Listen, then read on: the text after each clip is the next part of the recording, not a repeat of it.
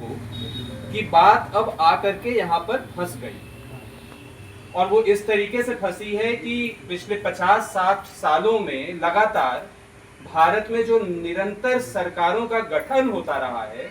और वो ये सरकारें जिस तरीके से अपने एजेंडे पर चलते रहने की आज़ादी हासिल करने की दिशा में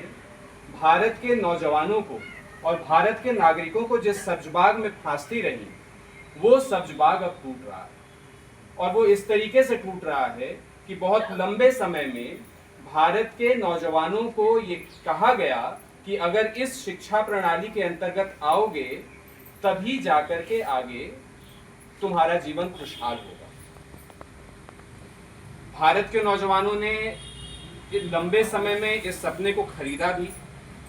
क्योंकि उनके सामने कोई दूसरा विकल्प नहीं रहा।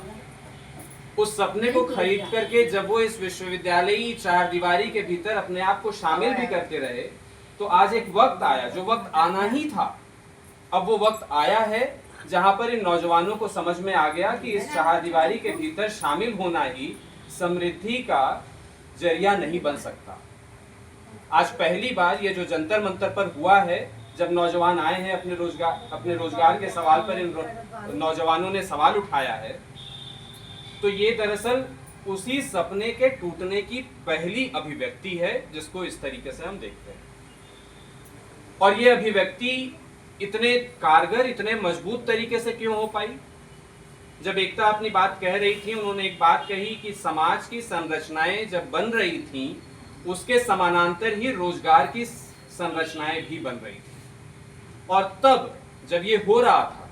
समाज में विश्वविद्यालयों की संरचनाएं नहीं थी। समाज में विश्वविद्यालयों की संरचनाएं, मेरा मानना है, तब बनी होंगी जब लोगों को, या उस समय के वो जो समकालीन नेतृत्व रहा होगा, जब उसको ये बात समझ में आई होगी कि समाज में बड़े इवन तरीके से, एक बहुत ही बराबर तरीके से ये जो वितरित ज्ञान है, उससे मुनाफा भी कमाया जा सकता है। जब ये बात उस समकालीन नेतृत्व के दिमाग में आई होगी, तब मेरा मानना है कि शिक्षा की चार दीवारियों का निर्माण होना शुरू हुआ। हम सब ये जानते हैं जी, हम सब ये जानते हैं कि जब मुनाफे की बात होती है तो वो जरूर एक इंसान का दूसरे इंसान के शोषण पर आधारित व्यवस्थाओं की बात हो रही होती है। जब एक इंसान दूसरे इंसान का शोषण नहीं कर रहा होता है, जब वो लोक विद्या के आधार पर अपना जीवन जी रहा होता है, तब वो मुनाफा नहीं कमा रहा होता, तब वो समाज की समृद्धि हासिल कर रहा होता है। जो अभी उदाहरण से भी आया कि अगर अगरिया लोहा बनाया होगा तो उस लोहे से केवल अगरिया के परिवार में खुशहाली नहीं आई होगी, वो जिन कीमतों पर किसान के दरवाजे पहुंचा होगा वो लोहा औजार के रूप में, उन औजार की मदद से किसानों ने अपने खेत में खेती करके अपने परिवार और अपने समाज में खुशहाली लाने का काम किया होगा। वही लोहा जब दूसरे किस्म के औजार के तौर पर ढला होगा, तो किसी बढ़ई ने लकड़ी का काम करते हुए अपने परिवार और समाज का काम आगे बढ़ाया। और वही लोहा जब दूसरे किस्म के औजार की तरह से आगे बढ़ा होगा, दूसरे किस्म का औजार बना होगा, तो किसी राजमिस्त्री ने किसी राजा का किला बनाया होगा, या उसी राजमिस्त्री ने किसी गरीब का घर बनाया होगा। और इसी क्रम में चीजें आगे बढ़ती चली गई हैं। जब मुनाफे का कॉन्सेप्ट आया होगा समकालीन नेतृत्व के दिमाग में, या उस समय के व्यवसायियों के दिमाग में कह लीजिए,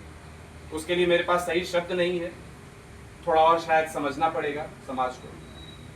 लेकिन उस समकालीन नेतृत्व के हाथ के दिमाग में जब मुनाफा कमाने का विचार कौन रहा होगा, तब यह तय हुआ होगा कि इस बराबर तरीके से वितरित ज्ञान को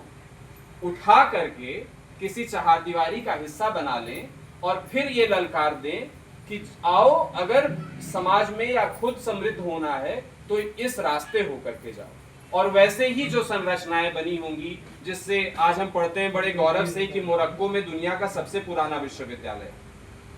मोरक्को में पुराने विश्वविद्यालय के बात करने से भारत का जो अभी समकालीन नेतृत्व है वो दुखी हो जाएगा, क्योंकि उसको ज्यादा अच्छा लगेगा ये सुनना कि पूरी दुनिया में सबसे पुराना विश्वविद्यालय हमारा तक्षशिला था। होगा, उस तथ्यात्मक बहस में नहीं जाना चाहते अभी हम। लेकिन ये विश्वविद्यालयी संरचनाएं तभी बनना शुरू हुई होंगी जब मुनाफे की बात